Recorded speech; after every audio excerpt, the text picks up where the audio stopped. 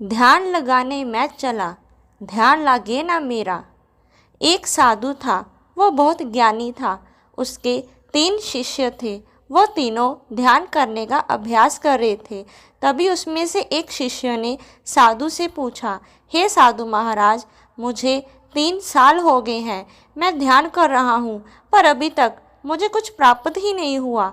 वैसे तो कहते हैं कि ध्यान करने से सब कुछ मिलता है, हर आदमी अपनी मंजिल तक पहुँच जाता है। तो मुझे तो 3 साल हो गए, पर मुझे अभी तक कुछ भी प्राप्त नहीं हुआ। तब साधु बोले, तुम कल सुबह आना, मैं तुम्हें कल सुबह इसका जवाब दूंगा। अगली सुबह साधु और उनके 3 शिष्य एक साथ बैठ गए। साधु ने अपने तीनों शिष्यों को सोने के पहाड़, जिसका शीश हीरे का बना है, उसके बारे में बताया और अपने एक शिष्य को उधर जाने का रास्ता दिखाया और उसे कहा कि तुम पूरे रास्ते कहीं भी मुड़ना मत, सीधे ही जाना। अब गुरु का एक शिष्य गुरु से आशीर्वाद लेकर उस मार्ग पर चला गया जिस मार्ग पर उसे वो सोने का पहाड़ मिलना था। उस रास्ते में बहुत कठिनाई हुई, उसके पाँव में कांटे चुभे, कुछ कीड़े मकोड़ों ने भी उसे काटा और कुछ जंगली जानवरों से भी उसका सामना हुआ, पर उसने जैसे तैसे करके जंगल पार कर लिया। तभी रास्ते पर उसे भूख लगी। उसने खाने का इंतज़ाम किया और खाना खाकर आगे की ओर चल पड़ा। फिर उसके बाद रास्ते में मारूथल आया। भोजन तो उसने कर लिया था, पर अब उसे प्यास लग रही थी, पर वहाँ फिर भी आगे की ओर चलता रहा। पर थोड़ी दूर चलते चलते उसे प्यास और लगने लगी। अब बिना पानी रहना उसके लिए असंभव था। फिर उसके मन में विचार आया, कहीं गुरु ने मुझे गलत मार्ग तो नहीं बता दिया। अब उसकी प्यास ज़्यादा बढ़ने लगी, उसका गला सूखने लगा। अब वो प्यास के मारे वही मारूथल में गिर गया। फिर अचानक उधर बारिश आने लगी। तभी उसने अपना भोजन वाला बर्तन उठाया और उसमें पानी भरकर पी लिया। पानी पीने के बाद वो और आगे गया। आगे जाकर उसको एक नदी मिली। उसने वहाँ एक नाव बनाई। उस नाव में बैठकर वो नदी में आगे की ओर चलने लगा। तभी नदी में बवंडर आ गया। तब वो उस बवंडर में डूबने लगा। तब फिर उसके मन में विचार आया कि गुरुजी ने ये कैसा मार्ग बताया है, जहाँ तो मैं बार बार मौत के करीब आकर बचा हूँ, पर लगता है आज मैं इस बवंडर में मर जाऊँगा। अभी उसे बचाने के लिए कुछ मछुआरे वहाँ पर आए। उसे भोजन कराने के लिए अपने घर ले गए। भोजन कराने के बाद वो शिष्य आगे की ओर चल पड़ा। उन मछुआरों ने उसे थोड़ा सा खाना और दे दिया जो वो रास्ते में खा सके। फिर वो और आगे चलता गया। काफ़ी दूर जाकर उसे एक बहुत बड़ी खाई दिखी जो बहुत ही गहरी थी। तब वो शिष्य जोर से चिल्लाया कि गुरु ने मुझे गलत मार्ग बताया है, जहाँ तो कोई सोने का पहाड़ है ही नहीं, जहाँ तो सोने का पहाड़ क्या, जहाँ तो आगे जाने का रास्ता ही नहीं है। मेरी सारी मेहनत व्यर्थ हो गई। अब वो वापस यात्रा करके गुरु के पास चला गया और जाते ही गुरु से कहा, आपने मुझे गलत मार्ग क्यों बताया? वहाँ तो कोई सोने का पहाड़ नहीं था, वहाँ तो बस जंगल, मारूथल, नदियाँ, खाई यही मिला। तो साधु ने कहा, तो तुमने इन सब से क्या सीखा? तब वो शिष्य बोला, मैं वहाँ कुछ सीखने तो नहीं गया था, मैं तो सोने के पहाड़ खोजने के लिए गया था। वो मुझे वहाँ मिला ही नहीं। उस रास्ते से मैं क्या सीखता? रास्ता बहुत लंबा था, बहुत कठिन था। सोने के पहाड़ को पाने के लिए मैं ये सब कठिनाइयाँ को पार कर लिया, लेकिन इतनी कठिनाइयाँ सहकर भी मुझे कुछ नहीं मिला। साधु बोले कि तुम रुको, अब मैं अपने दूसरे शिष्य को उसी रास्ते से भेजता हूँ। तब वो शिष्य फिर से बोला, वहाँ तो कुछ भी नहीं है, इनको भी कुछ नहीं मिलेगा। तब वो दूसरा शिष्य गुरु का आशीर्वाद लेकर उसी रास्ते पर चला गया और कुछ दिन के बाद वो दूसरा शिष्य वापस आ गया। गुरु ने उस शिष्य से पूछा, मैं वहाँ पहाड़ मिला? तब शिष्य बोला, नहीं, मुझे वहाँ कोई पहाड़ नहीं मिला, बस एक बड़ी सी खाई मिली। मैंने सोचा कि शायद मैं अपने रास्ते से भटक गया हूँ, इसलिए मैं आपसे रास्ता पूछने फिर से आया हूँ। फिर साधु ने दूसरे शिष्य से पूछा कि तुमने इस सब मार्ग से क्या सीखा? तभी दूसरे शिष्य ने कहा कि मैंने अपनी यात्रा एक जंगल से शुरू की।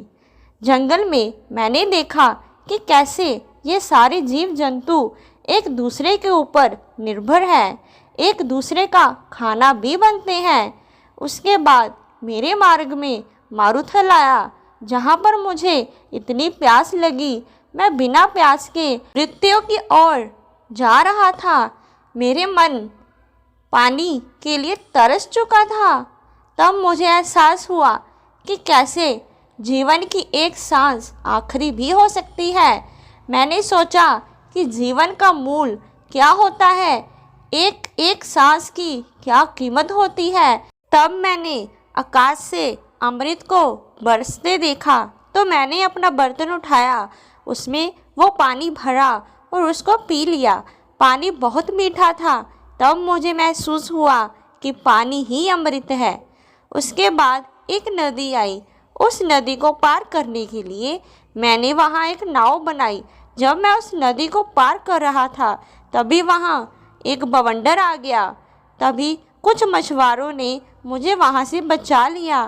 तब मुझे ये महसूस हुआ कि हम मुसीबत के समय हर किसी की सहायता चाहिए होती है, पर हम मनुष्य किसी की मदद नहीं करते। फिर वो मछुआरे मुझे अपने घर ले गए।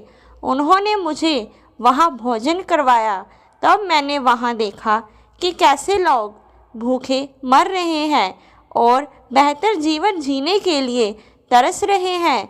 कोई बीमार है तो किसी का इलाज चल रहा है। कोई पत्नी अपने पति के वियोग में रो रही है। मुझे थोड़ा बहुत जड़ी बूटियों के बारे में पता था। वहाँ एक मैंने बीमार बच्चे की सहायता की और वो बच्चा ठीक हो गया। तब मुझे ये महसूस हुआ कि दूसरों की मदद करने से कितना सुकून मिलता है। उन मछुआरों के पास खुद के लिए खाना नहीं था, पर फिर भी उन्होंने मुझे भोजन खिलाया और रास्ते के लिए भी भोजन दिया। फिर मैं आगे की ओर चलने लगा।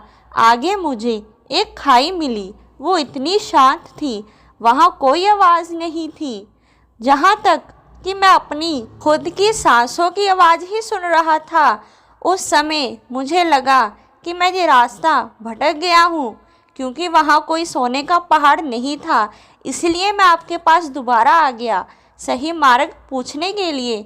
शिष्य ने साधु से कहा कि क्या मैं सच में गलत मार्ग में चला गया था?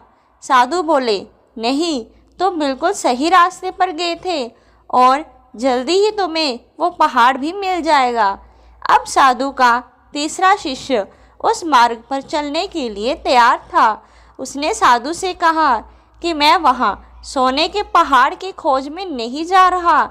मैं तो जो मेरे इन भाइयों ने वहाँ जाकर महसूस किया है, मैं भी उसको महसूस करना चाहता हूँ। वो भी साधु का आशीर्वाद लेकर उस रास्ते पर चला गया। कुछ दिन बाद वो तीसरा शिष्य भी साधु के पास आ गया। साधु उसे देखकर ये समझ गए कि उसे वो सोने का पहाड़ मिल गया है, क्योंकि उसके चेहरे पर अलग ही सुकून था, चमक थी, वो बिल्कुल शांत था। तीसरा शिष्य साधु से प्रणाम करके बोला कि आपने जो मार्ग दिखाया, मैं उसके लिए आपका बहुत आभारी हूँ। मुझे वो सोने का पहाड़ मिल गया। तभी वो दो शिष्य भी बोले, क्या तुम्हें भी वो बड़ी सी खाई मिली?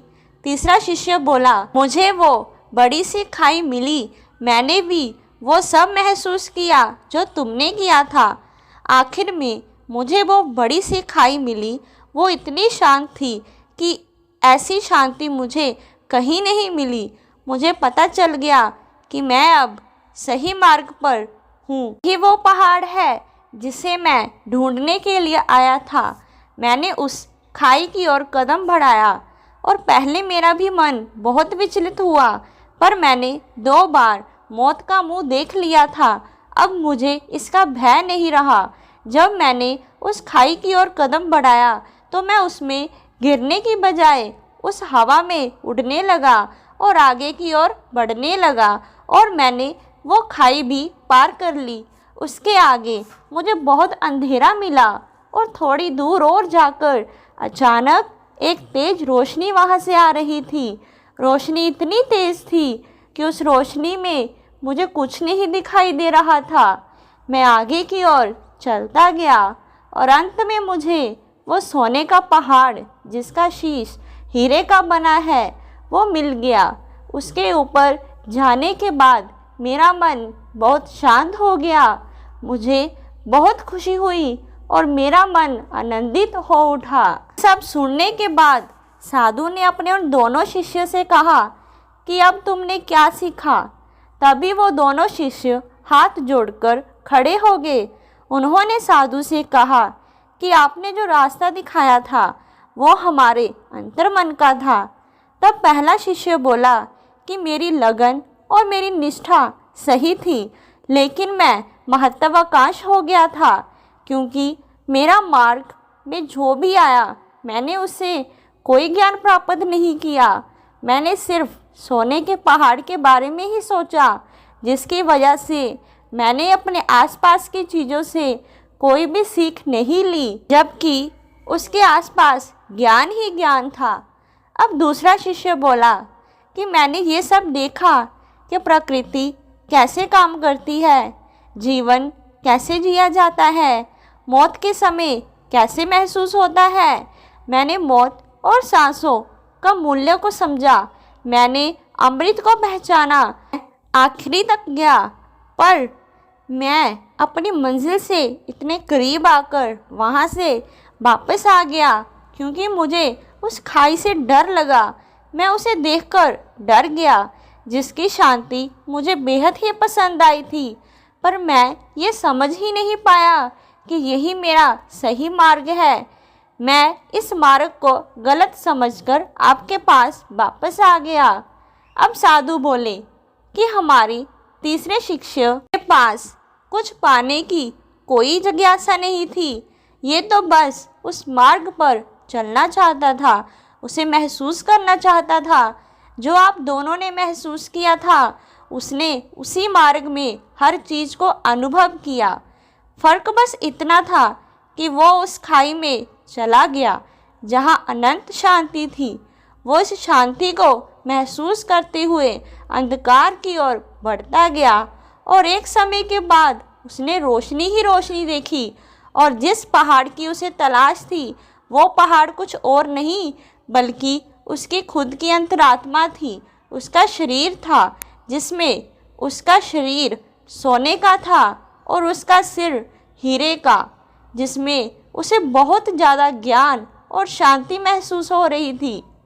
अब जिस शिष्य ने साधु से कहा था कि मुझे 3 साल हो गए और मुझे ध्यान से कुछ प्राप्त नहीं हुआ, अब वो शिष्य साधु से हाँ मुझे माफ़ कर दे, क्योंकि पहले मैं आपका पहला शिष्य बना हुआ था, लेकिन अब मैं कोशिश करूँगा कि मैं आपका दूसरा शिष्य बनकर दिखाऊं।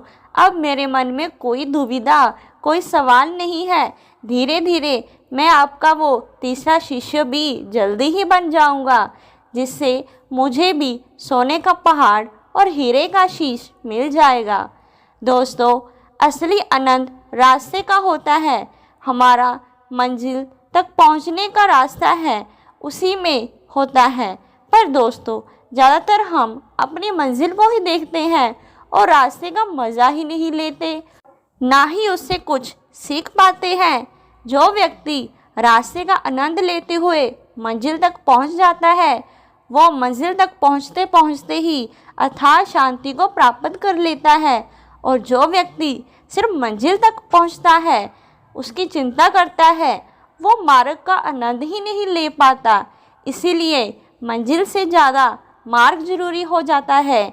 दोस्तों, अगर आपने इस कहानी से कुछ सीखा है तो मेरे इस चैनल को सब्सक्राइब करो और कमेंट में बताओ कि आपको ये कहानी कैसी लगी।